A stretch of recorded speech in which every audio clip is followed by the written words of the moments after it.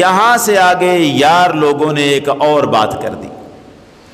انہوں نے یہ کہا کہ قرآن کو صرف سمجھ کر ہی پڑھا جائے تو فائدہ ہے، بغیر سمجھ کے اگر کوئی قرآن کو پڑھتا ہے تو اس کا کوئی فائدہ نہیں. لو ایک نئی بات سنو، قرآن مجید کی تلاوت کوئی کرتا رہے کوئی فائدہ نہیں، ایسا کہا جا رہا ہے. فائدہ صرف تب ہوگا جب آپ قرآن کو سمجھیں گے. قرآن کو آپ سمجھ کر پڑھیں تو فائدہ ہے، ثواب ہے. اگر آپ سمجھ کر نہیں پڑھتے، ایسے ہی قرآن کے حرفوں کی تلاوت کرتے چلے جاتے ہیں، اس کا کوئی فائدہ نہیں. ایسا پڑھنے کا کیا فائدہ؟ اب آپ اندازہ کریں، یہ وہ بات ہے کہ عام سے عام بندہ بھی، عام سے عام سادہ مسلمان بھی اس بات کو پکے طریقے سے جانتا ہے کہ قرآن کا ایک حرف پڑھنے پر بھی 10 نیکیاں ملتی ہیں. یہ تو عام بات. نبی اکرم صلی اللہ علیہ وآلہ وسلم کا ارشاد پاک ہے. اس میں آپ نے ارشاد فرمایا، من قرأ حرفا من کتاب اللہ فلہ بہ حسنہ.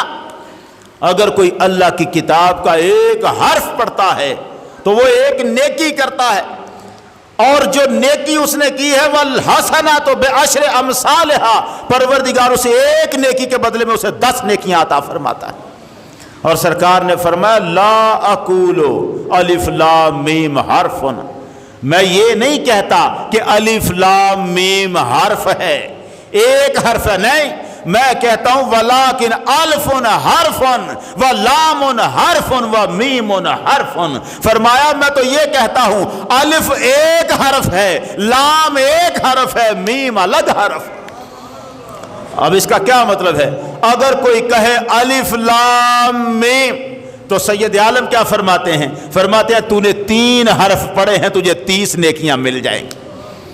حضور سید عالم کا واضح فرمان ہے، حرف پر 10 نیکیاں. اور اب کہنے والا ہمیں کہتا ہے سمجھ کے بغیر پڑھنے کا فائدہ نہیں، تو پھر بتا الف لام میم کا مطلب کیا ہے؟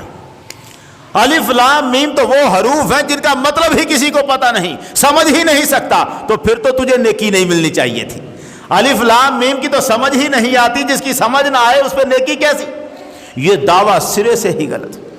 قرآن مجید کا تعلق، یہ تو کتاب ہی بڑی اعلیٰ درجے کی ہے. یہ تو معاملہ پڑھنا تو بعد کا مسئلہ ہے، پڑھنا تو بعد کا مسئلہ ہے.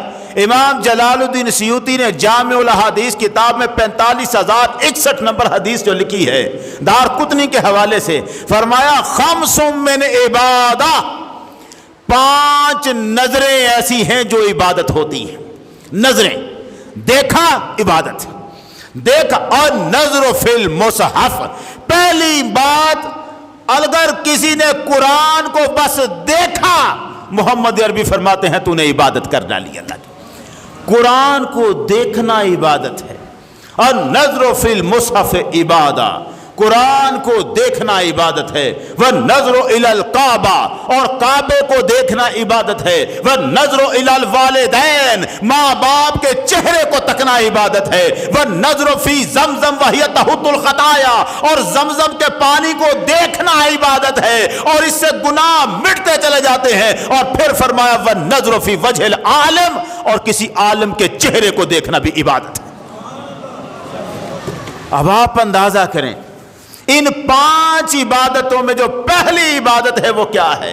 اور نظر فی المصحف عبادہ، قرآن کے ورقوں کو دیکھنا، قرآن کے لفظوں کو دیکھنا، قرآن کے حرفوں کو دیکھنا بھی عبادت ہے. اور جسے دیکھنا عبادت ہے تو کہتا ہے اسے پڑھنے سے فائدہ نہیں ہے، اس کو پڑھنے کا فائدہ نہیں.